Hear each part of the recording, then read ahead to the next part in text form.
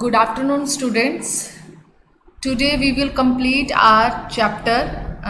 It is of 11th class, and the name of the chapter is Discovering Tut. The Saga Continues. Already इस chapter से related मैं 2 videos upload कर चुकी हूँ. ये हमारी लास्ट वीडियो रहेगी और इस वीडियो में हमारा चैप्टर भी कंप्लीट हो जाएगा. ओके, कंटिन्यू करने से पहले, चैप्टर की स्टोरी को आगे बढ़ाने से पहले थोड़ा सा मैं आपको बता देती हूँ जो हमने लास्ट ख़त्म किया था. लास्ट जो हमने वीडियो बनाई थी उस वीडियो में हमें यही पता चला था, समझ में आया था कि जो राजा रहे हैं किंग टट, उनकी जो डेथ जो हुई है वो मिस्ट्रिकल वे से उनकी डेथ हुई है. किसी को नहीं पता कि उनकी डेथ किस तरीके से हुई, किस कारण से हुई. इतना ज़रूर है कि 11 इयर्स की उनकी एज थी और 9 इयर्स के अराउंड उन्होंने जो है रूल कर लिया था और उस दौरान जो है उनकी डेथ हो गई थी. ओके, तो only for this one purpose बहुत सारी जो है ना टेस्ट किए गए, इन्वेस्टिगेशंस की गई. सबसे पहले स्टार्ट की थी इन्वेस्टिगेशन हावर्ड कार्टर ने. उन्होंने काफ़ी कुछ डिसीजन वो सामने लेकर आए, काफ़ी चीज़ें वो सामने लेकर आए जिससे पता चला कि हाँ भी जो किंग टट की जो डेथ है वो किस कारण से हुई है. उसके बाद जो है जो हम अब आगे पढ़ेंगे उसके अंदर अब यही स्टार्ट हो रहा है. हमारा जो पैसेज है वो स्टार्ट होगा एमेनहॉटेप III से. ओके, एमेनहॉटेप. अब यहाँ पर एमेनहॉटेप के बारे में बताया जाएगा. हु वाज एमेनहॉटेप, कौन रहे हैं. Okay, Amenhotep, Tut's father or a grandfather, was a powerful pharaoh who ruled for almost 4 decades at the height of the 18th dynasty's golden age. एमेनहॉटेप कौन थे? या तो वो किंग राज जो टट था उनके फादर रहे हैं या फिर उनके ग्रैंडफादर या उनके दादाजी रहे हैं. Who was a powerful pharaoh, जो बहुत ही शक्तिशाली राजा थे. And who ruled for almost 4 decades, जिसने लगभग 40 साल के लगभग 4 decades का मतलब होता है 40 years, अराउंड 40 years उन्होंने शासन किया है. And at the height of the 18th dynasties golden age. और कब, किस दौरान किया था? 18th डायनेस्टीज गोल्डन एज का मतलब है कि जो 18th सेंचुरी चल रही थी, जो गोल्डन एज कहलाती थी, एज अ डायनेस्टी, शासन के तौर तरीके से देखा जाए, रूल एज अ रूलर देखा जाए तो that was a golden age. और उस दौरान एमेनहॉटेप ने अराउंड 40 इयर्स रूल किया. ओके, अब एमेनहॉटेप के जो बेटे हैं, his son Amenhotep IV. Okay, Amenhotep III का जो बेटा होगा उसका नाम होगा एमेनहॉटेप IV. सक्सीडेड हिम मतलब उसके आगे उन्होंने उसकी गद्दी संभाली.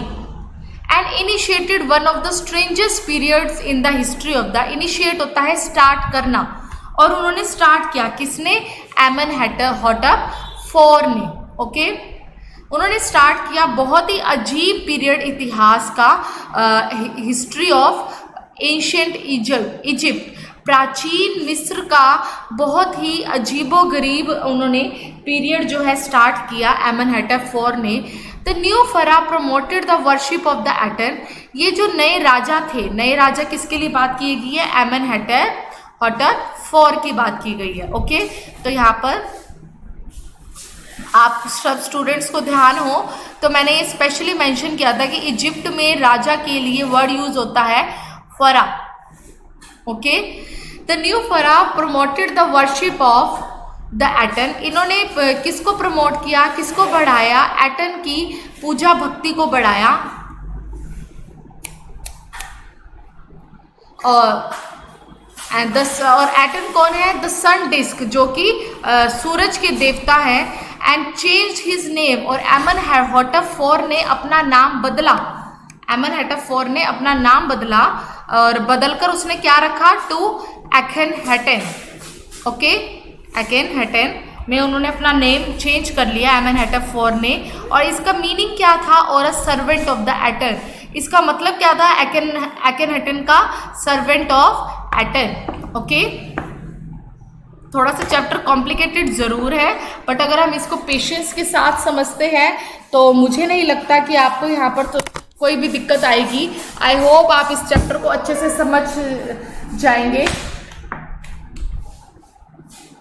Okay. And moved the religious capital from the old city of Thebes to the new city of Akhenaten। और उन्होंने साथ में क्या किया, अपनी रिलीजियस जो उनकी कैपिटल थी, धार्मिक जो राजधानी थी, उसको भी बदल दिया। उनकी धार्मिक राजधानी थी थेब्स, उस थेब्स से उनको बदल दिया था एक्हेनटन में। ओके, थेब्स थी उनकी धार्मिक राजधानी and that was change into a new city of Akhenaten. Okay, and that was now known as उसको किस नाम से पुकारा जाता है इस वक्त, अमैरना। ओके, किस नाम से बुलाया जाता है, अमैरना से। आई होप आपको ये समझ में आ रहा होगा। मैं एक बार ये चीज़ दोबारा बता देती हूँ। एमेनहेटप III थे और एमेनहेटप III के जो बेटे थे उनका नाम था एमेनहेटप IV। और एमेनहेटप IV ने जो है नया मिस्ट्रिकल पीरियड उन्होंने स्टार्ट किया हिस्ट्री में। और हिस्ट्री में जो उन्होंने मिस्ट्रिकल पीरियड स्टार्ट किया था, उन्होंने ये एटन की वर्शिप को उन्होंने ज़्यादा प्रमोट किया। और जब एटन की वर्शिप को प्रमोट किया तो एमेनहेटप IV ने अपना नाम तो बदला ही बदला, साथ में ओल्ड सिटी जो थी थेब्स की, that was change into a new one city and it was known as a Akhenaten. Okay, and now that one city is known as at present time is known as Amarna। He further shocked, और उसी राजा ने ही आगे देशवासियों को और shocked कर दिया। Country मतलब देशवासियों को, देशभक्तों को, देश के लोगों को और शॉक्ड कर दिया बाय अटैकिंग अमन। कैसे, उन्होंने अमून पर भी अटैक किया। When who was Amun a major god smashing his images and closing his temples. मतलब कि उस राजा ने, एमेनहेटप IV ने एटन को तो प्रमोट किया ही किया, साइड बाय साइड जो अमून राजा भगवान रहे हैं, अ मेजर जो गॉड रहे हैं, उनको भी उन पर उसने अटैक कर दिया। अटैक करने के कारण क्या हुआ, स्मैशिंग हिज इमेजेस, उनकी जितनी भी मूर्ति थी उन सबको तबाह कर दिया, एंड क्लोजिंग हिज टेम्पल्स, और उनके मंदिरों को भी बंद कर दिया। It must have been a horrific time, ये पक्का ही, निश्चय ही बहुत ही भयानक समय था। सेड जे रे जॉनसन, ये बात किसने बोली, रे जॉनसन ने कहा कि बहुत ही हॉरिफिक पीरियड था। And who was Ray Johnson, director of the university of Chicago's research centre in Luxor. मतलब ये अलग अलग रिसर्च सेंटर है, क्योंकि हर कोई जो है इन्वेस्टिगेट कर रहा था किंग टट की बॉडी पर कि उनकी डेथ किस कारण से हुई, या इजिप्ट में जो ममीज हैं उनके बारे में उन्होंने स्टडी करनी थी डिटेल में। द साइट ऑफ एंशियंट थेब्स, और लुक्सोर के है क्या, पुराने थेब्स का ही एक दृश्य उसी जगह पर ही है। एंशियंट थेब्स, जो थेब्स जगह है वहीं पर ही एक रिसर्च सेंटर बना हुआ है, और इस रिसर्च सेंटर वो कहाँ है, लुक्सोर में बना हुआ है। मतलब मेजर जो पोर्शन था वो थेब्स था, थेब्स के अंदर ही एक छोटे पार्ट में लुक्सोर रहा, और लुक्सोर में ही रिसर्च सेंटर था। The family that had ruled for centuries was coming to an end, and then Akhenaten went a little wacky। कहते वो परिवार जिसने ना जाने कितने ही शताब्दियों तक शासन किया, उसका अंत होने को आ गया, जिसके कारण Akhenaten क्या हो गए, लिटिल वैकी हो गए। वैकी का मतलब सनकी हो गए, पागल हो गए। ओके, आफ्टर एक्हेनटेन्स डेथ, अब क्या हुआ, एक्हेनटेन्स की डेथ हो गई। अब एक्हेनटेन्स की डेथ मीन्स इसका मतलब क्या है, एमेनहेटप IV की। ओके, एक्हेनटेन्स की डेथ का मतलब क्या है, एमेनहेटप IV की डेथ हुई है, क्योंकि एमेनहेटप IV ने ही अपना नाम जो है एक्हेनटेन रखा था, एमेनहेटप IV। अ मिस्टीरियस रूलर नेम्ड, और उसके बाद क्या हुआ, बड़ा ही रहस्यमयी शासक आया, राजा आया, जिसका नाम था सेमेनखरे। अपीयर्ड ब्रीफली, ब्रीफली का मतलब बड़े थोड़े टाइम के लिए वो आया, ब्रीफली का मतलब होता है थोड़ा टाइम, शॉर्ट पीरियड। और शॉर्ट पीरियड के बाद क्या हुआ, एग्जिट कर गया। एग्जिट का मतलब चला गया, विद हार्डली अ ट्रेस, बिना कोई निशान छोड़े। हार्डली का मतलब होता है मुश्किल से ही उसने कोई ट्रेस छोड़ा हो, कोई निशान छोड़ा हो। Okay, and then a very young Tutankhamen took the throne. अब उसके बाद क्या हुआ, बड़ा ही नौजवान टूटनखैटन कौन है, टट, राजा टट, जिसके बारे में ये चैप्टर लिखा गया है कंप्लीट। इसके बाद मतलब सबसे पहले आए एमेनहेटप 3, उसके बाद एमेनहेटप 4, एमेनहेटप 4 के बाद सेमेनखरे, और देन आए टूटनखैटन। ओके, अब टूटनखैटन ने टुक द थ्रोन का मतलब है गद्दी संभाली उन्होंने। थ्रोन का मतलब होता है गद्दी। Okay, just wait for a minute.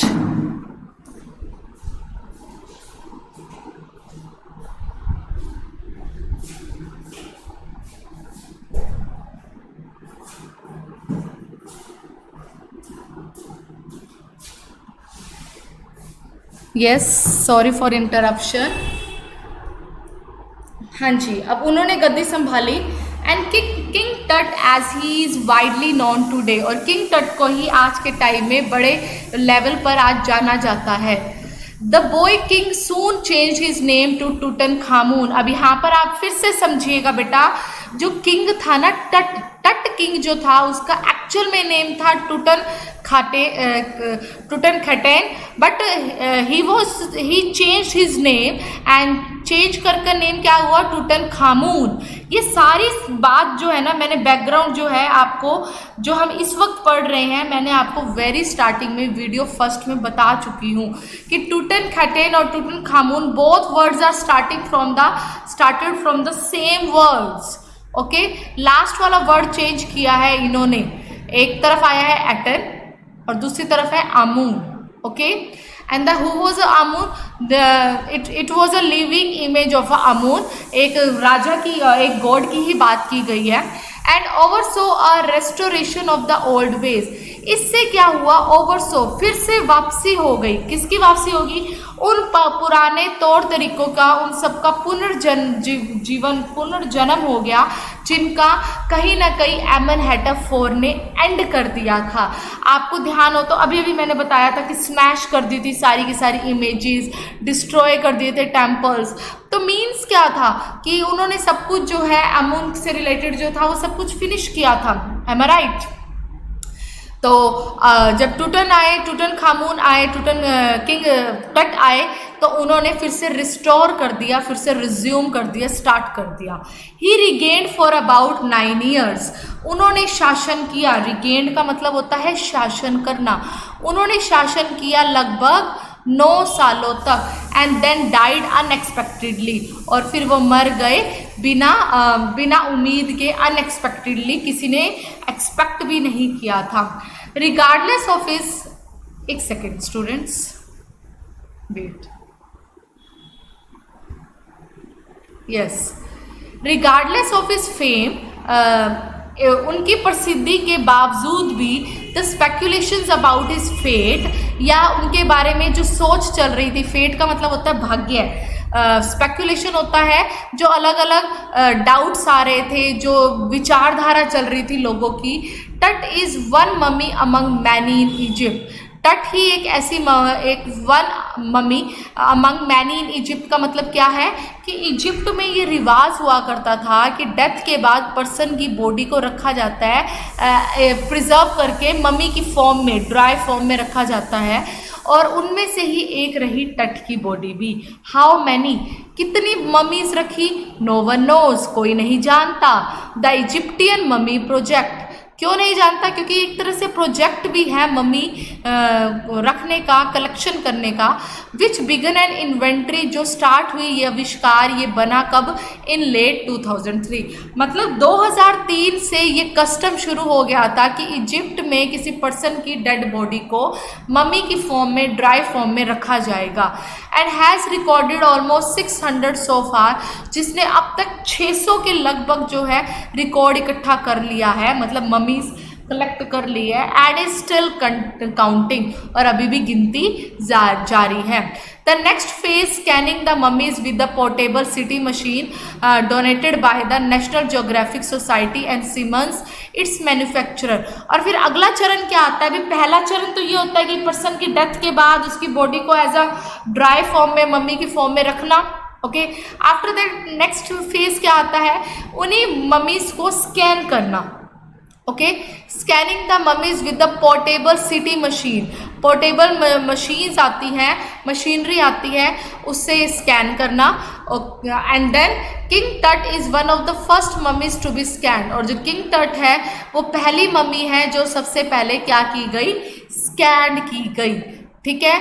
In death में भी स्कैन जो फर्स्ट रही है, और जिंदगी में भी जब वो जिंदा भी थे तब भी वो पहले रहे थे। किस मामले में, moving Wrigley ahead of his country man, अपने देशवासियों में सबसे आगे रहते थे, सबसे ज़्यादा फेमस रहते थे। मतलब डेथ के बाद तो उन्होंने पॉपुलैरिटी गेन की by testing one of the first mummies to be scanned. और जब वो जीवित भी रहे हैं, अपनी लाइफ में भी थे, तो उस दौरान भी वो फर्स्ट रहे, अहेड रहे हमेशा अमंग हिज कंट्री मैन, अपने देशवासियों के बीच में। Okay.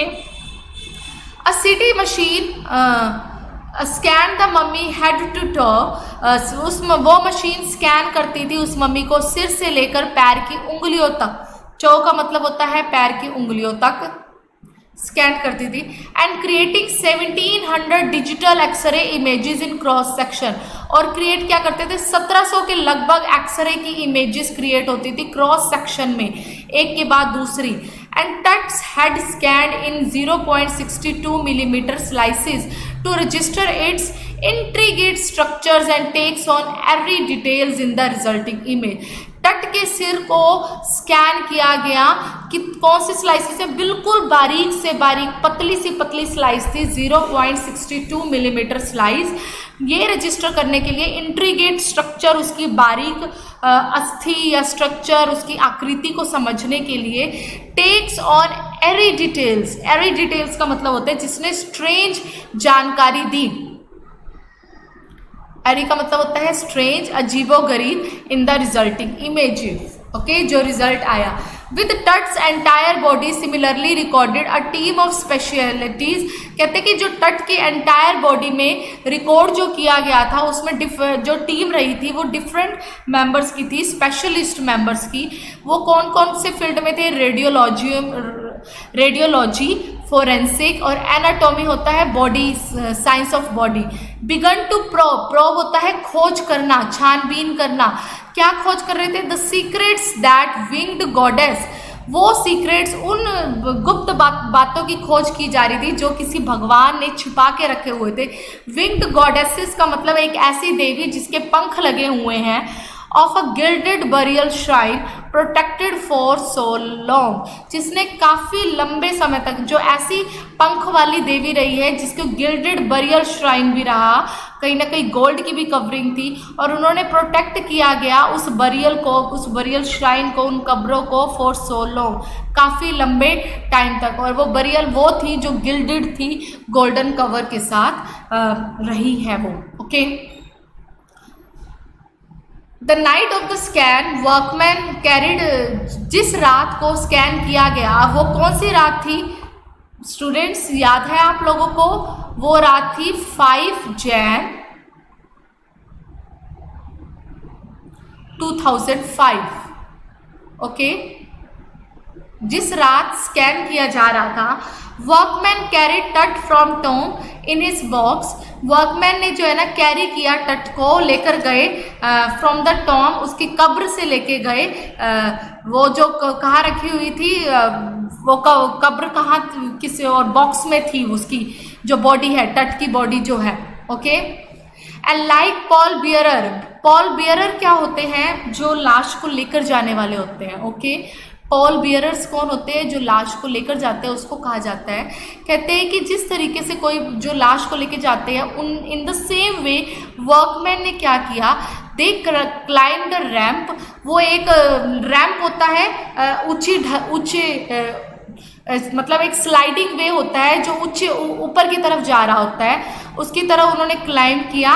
And a flight of stairs, जहाँ पे सीढ़ियाँ काफ़ी सारी थी, into the swirling sand outside, और बाहर की तरफ क्या थी, स्वर्लिंग का मतलब होता है गोल गोल, मिट्टी उड़ रही थी, मतलब बाहर की तरफ काफ़ी धूल मिट्टी उड़ रही थी, काफ़ी हवा चल रही थी। तो एक तरह से इन सब का मतलब ये है कि नेचर भी कहीं ना कहीं उस चीज को लेकर एक्सेप्ट नहीं कर पा रहा था। व्हाई इज दैट सो? तट की मम्मी, तट की बॉडी, डेड बॉडी जो है अपने रेस्टिंग प्लेस पे रेस्ट कर रही थी। समहाउ ऐसा इन्वेस्टिगेशन किया गया, इन्वेस्टिगेशन करने के लिए सिटी स्कैन, बड़ी बड़ी मशीनरीज में उसकी मम्मी को रखा गया। तो कहीं ना कहीं नेचर डिनाई कर रही थी, नेग्लेक्ट कर रही थी उस चीज़ को, and only for that one reason बाहर की तरफ स्वर्लिंग सैंड बहुत ज़्यादा उड़ रही थी, बहुत ज़्यादा मिट्टी रेत जो है बहुत ज़्यादा उड़ रही थी। And then rose on a hydraulic lift, और उसके बाद वो कहाँ चढ़ गए, कहाँ चले गए? हाइड्रोलिक लिफ्ट के सहारे इनटू द ट्रेलर, एक गाड़ी में चले गए, और जहाँ पर उस गाड़ी में क्या था, एक दैट हैड द स्कैनर, जिसके अंदर स्कैनर पड़ा था। 20 मिनट्स लेटर, 20 मिनट के बाद 2 men emerged, 2 आदमी बाहर की तरफ आए, sprinting for an office near by. Sprinting का मतलब होता है स्प्रिंटेड, खोज रहे थे, ढूंढ रहे थे, बाहर की तरफ जो है ना एक ऑफिस को ढूंढ रहे थे वो जो 2 आदमी आए। And return with a pair of white plastic fans, और फिर से वो वापिस उसी ट्रेलर में चले गए और हाथ में क्या लिए? वाइट कलर के 2 प्लास्टिक फैंस लिए। अब देखते हैं कि उन फैंस का क्या पर्पस था। आप ध्यान से सुनिएगा। The $1 million scanner had quit because of sand in a cooler fan. कहते कितने ही ना जानो पैसा लगा था उन स्कैनर पर, वो सब कुछ छूट गया, बंद हो गया। Why is that so?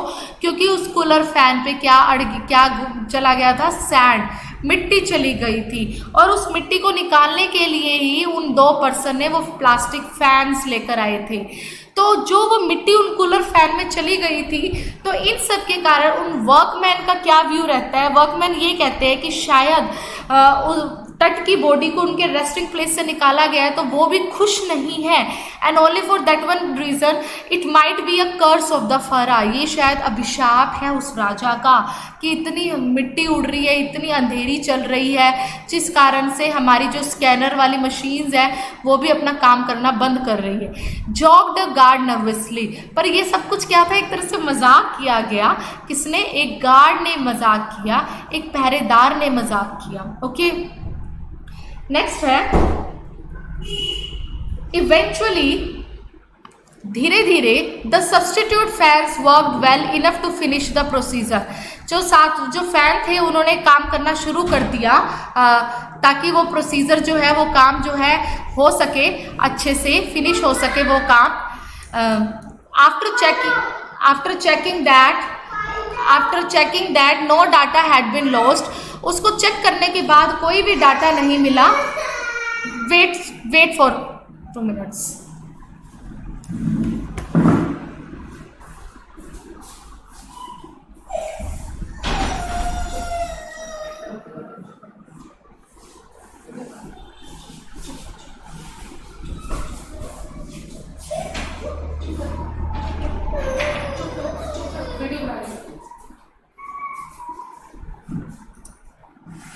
Yes, eventually the substitute fans worked well enough to finish the procedure।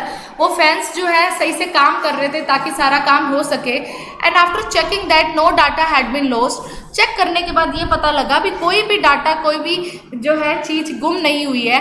आप सब स्टूडेंट्स को ध्यान हो तो हावर्ड कार्टर ने ये कहा था कि उसकी फ्रंट रिब्स जो है वो मिसिंग है, बट ऐसा कुछ भी नहीं था, कोई भी डाटा लॉस नहीं हुआ था। या ये कहिए फ्रंट रिब्स की बात मैं अभी यहाँ नहीं कहूँगी। No data had been lost का मीन्स क्या है कि उन फैंस ने काम करना बंद कर दिया था, कूलर के फैंस ने, तो उनको रीजनरेट करने के लिए सब्सटीट्यूट फैंस यूज़ किए गए।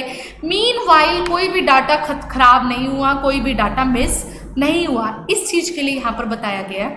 The technicians turn Tut over to the workman, technician ने क्या किया, जितने भी स्कैन कर रहे थे उन्होंने ये सब कुछ स्कैन करने के बाद तट को वापस लौटा दिया उन वर्कमैन को।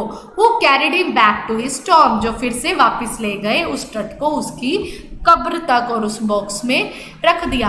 Less than 3 hours after he was removed from his coffin, कहते हैं अभी 3 घंटे भी नहीं हुए थे, 3 घंटे से भी कम टाइम हुआ था जब उसके कॉफिन से, कॉफिन होता है उस बॉक्स में से उस तट की बॉडी को निकाला गया था।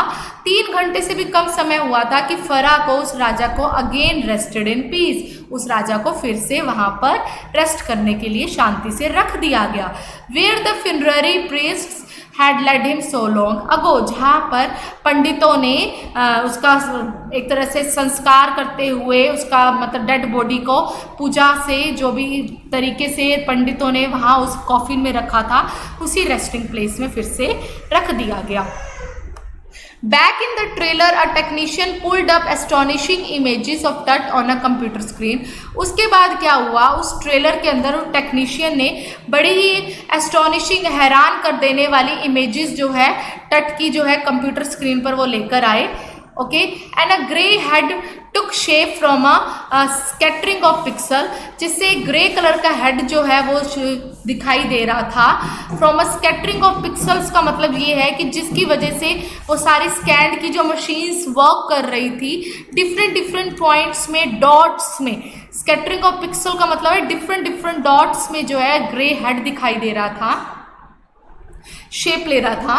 And the technician spun and tilted it in every direction. Technician ने क्या किया, हर तरीके से उन स्कैनिंग वाली मशीन्स को घुमाया, स्पन किया, टिल्ट किया। टिल्ट का मतलब होता है टर्न लेना, घुमाया, झुकाया। In every direction neck vertebrae appeared as clearly as in an anatomic class. जो गर्दन की हड्डी थी, वर्टिब्रे होता है बोन, गर्दन की जो हड्डी है इतने अच्छे से दिख रही थी जैसे कि हम कोई एनाटॉमी क्लास ले रहे हो, साइंस ऑफ बॉडी जो हम क्लास में हम पढ़ रहे हो, तो इस तरीके से हमें अच्छे से दिख रहा था। Other images revealed a hand, दूसरी इमेज ने हाथ को दिखाया। And several views of the rib cage, और काफ़ी जो है रिब्स को भी शो किया, फ्रंट के पार्ट को भी शो किया।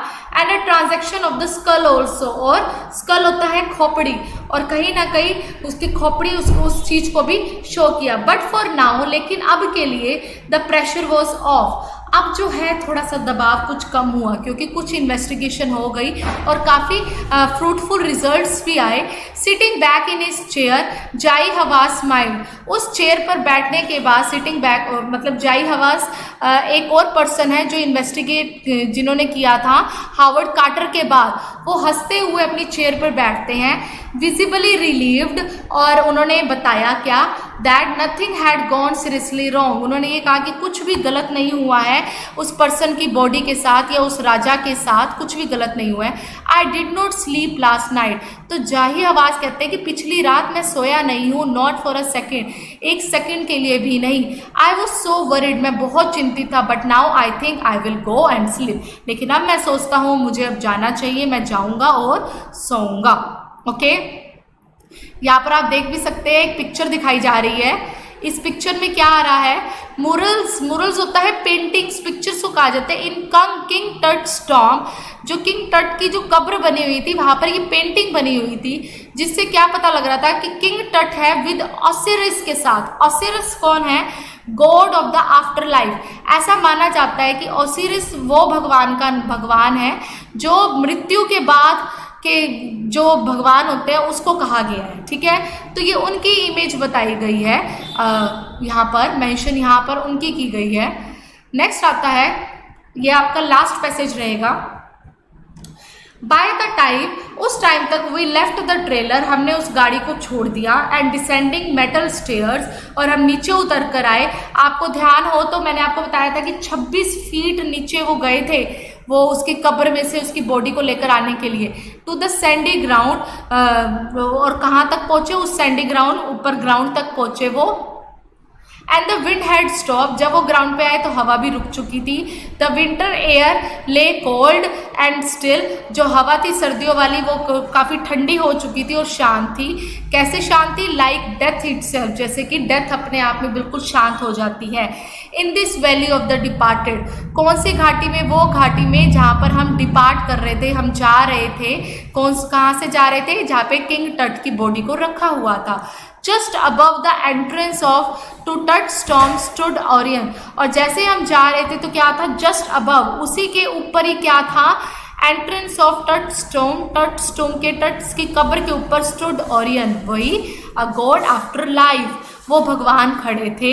The constellation that the ancient Egyptians knew, और ऐसा माना जाता है, प्राचीन के मिस्र के लोग ये जानते थे कि क्या है, as the soul of the Osiris. Orion कौन है, कि ये आत्मा है भगवान, उस भगवान की जो आफ्टर लाइफ की है। तो भगवान का नाम क्या है, ओसिरिस, और ओरियन क्या है, उस ओसिरिस भगवान की आत्मा, and the God of the after life. और वो क्या देख रही है, watching over the boy king, जो कि ऊपर से उस राजा को देख रही है, किंग टट की बॉडी को देख रही है।